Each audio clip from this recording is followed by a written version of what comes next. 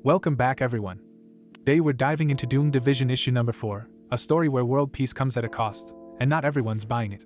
Dr. Doom has claimed the title of Sorcerer Supreme and declared himself ruler of Earth, ushering in an era of Pax Victoris.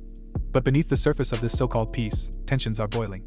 Former heroes are now enforcers, rebels are rising, and even pop stars are caught in the crossfire. In this issue, alliances are tested, secrets unravel, and one unexpected betrayal changes everything. Stick around as we break down the drama, the action, and the magic behind Doom's global grip. Let's get into it. Alright, so we are picking up in the aftermath of absolute chaos.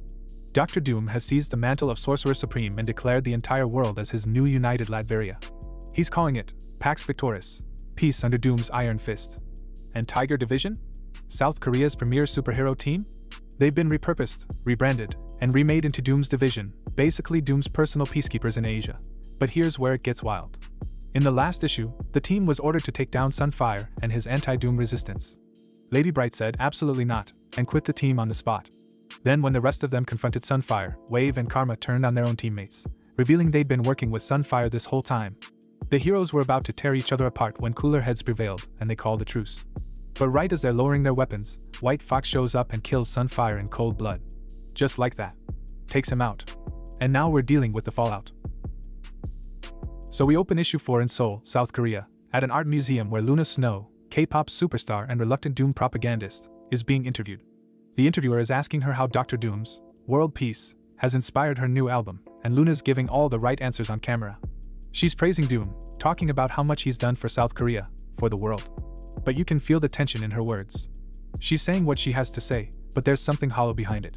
This is a woman trapped in a gilded cage, and that cage is about to get a whole lot smaller. We cut to Doom's Division headquarters, 2 days after the arrest, and Wave and Arrow are locked up in prison cells. The irony is brutal here. Wave asks Arrow if she's had any luck escaping, and Arrow fires back asking if Wave's gonna hit her with an "I told you so." Mr. Enigma, locked in the cell next to them, drops this devastating line. "Never thought the shields Lady Bright put on these cells would be used against us." The very technology designed to hold villains is now imprisoning the heroes. He says they're not Doom's Division anymore. They're the Doom Division. Teguki is racked with guilt. He's blaming himself for trusting White Fox, and now Sunfire is dead because of it. Karma, another mutant like Sunfire, expresses her grief. She says they weren't close, but they were both mutants, both X-Men, and now he's gone. The general tries to hold on to hope, saying that Gunnar 2 made it out. Maybe, just maybe, he can help them do the same. We switch scenes to Luna Snow's rehearsal venue, and guess who's in the crowd? Gunnar 2. He's using the massive crowd as cover, which is genius because even a robot can disappear in a sea of people. He tries to access a restricted door but gets denied. He makes this hilarious quip about the security system's motherboard not being able to run Pong, but then he gets serious. He can't risk hurting civilians, and he's damaged. Sunfire blasted a hole in his chassis during that battle, and he's running on fumes. Then we get this incredible flashback narrated by Gunnar 2. He's recounting the day of the battle, and he drops this bombshell: White Fox's magic fox mind tricks don't work on robots. That's why he was the only one who saw what really happened when White Fox went full Gumiho on everyone. Everyone else was under her spell, but Gunnar 2's circuits kept him immune. He realized he couldn't handle this alone, so he escaped by diving into the ocean and swimming to a ship. Back in the present, Gunnar 2 is trying to find a way into Luna's building, but it's crawling with Doom's Chibicorp surveillance bots. He's getting frustrated. Where's a Faraday cage when you need one? He realizes he's not going to reach Luna at this rate, so he needs to find someone else. Meanwhile, inside that same building, Luna is rehearsing. She admits to herself that this is some of the best music she's ever written, especially that false cadence, which is a beautiful musical detail, but the lyrics make her want to puke. She wrote them herself under orders, and she can't shake the feeling that everything they're doing is wrong. Then we get this chilling scene with Mr. Beck, who appears to be Luna's handler. He offers her a soda after her rehearsal, playing the role of the supportive manager. He tells her she touches lives with her music, that she'll touch many more. There's this subtle manipulation happening. He's reinforcing her compliance. Then he brings in a group of fans as a surprise, and Luna meets them, signs autographs, and tells herself that Mr. Beck is right. How can she let these people down?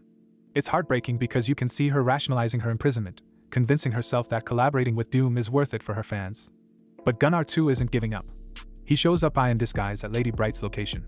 Lady Bright is genuinely happy to see him. She admits she's been thinking about the team and maybe she was too hasty in quitting. But when she asks where everyone else is, Gunnar 2 tells her they can't talk there. The Chibicorp drones are following him despite his disguise. Lady Bright notices the drones and asks if he's in trouble. Gunnar 2's response? Always. Lady Bright realizes they can't fight in public, thinking of the wildlife, so she pulls out one of her magic cards and teleports them away. She makes this relatable joke about every hour being rush hour in Seoul, and then Gunnar too drops the hammer. He needs to explain what happened to the team.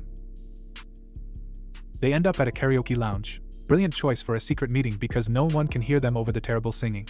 Gunnar too tells Lady Bright that White Fox killed Sunfire, and Lady Bright's reaction is exactly what you'd expect.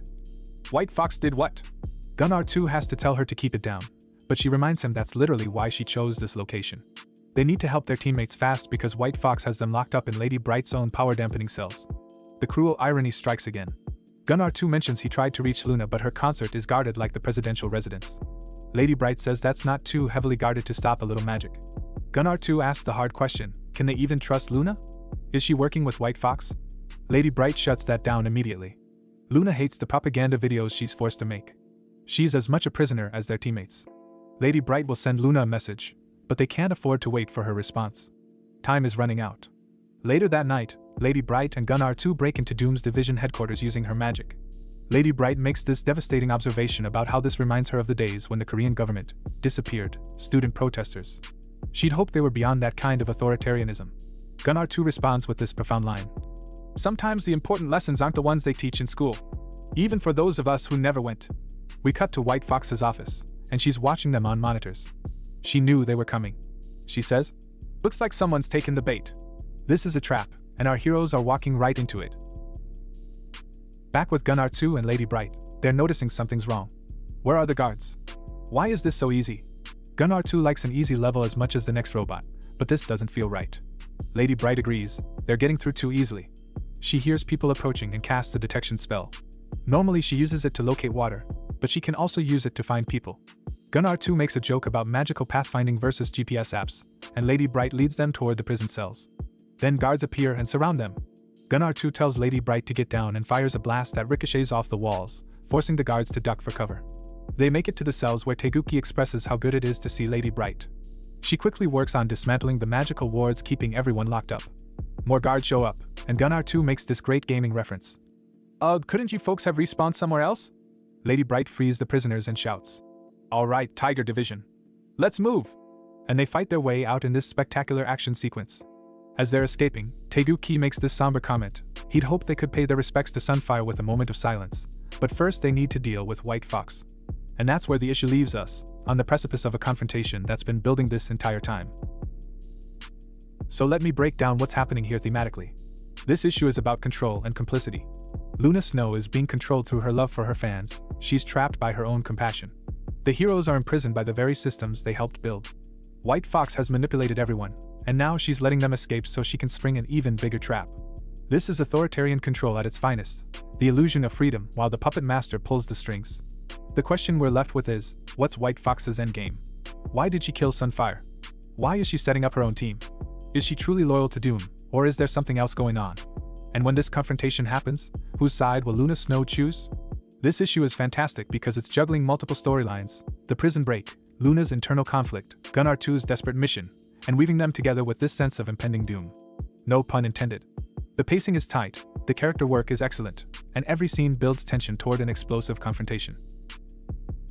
But let me know what you think down in the comments. Do you think White Fox is acting alone or following Doom's orders? Will Luna Snow break free and join the resistance? Can Tiger Division, the Doom Division, actually stand against the magical Fox assassin and the might of Dr. Doom?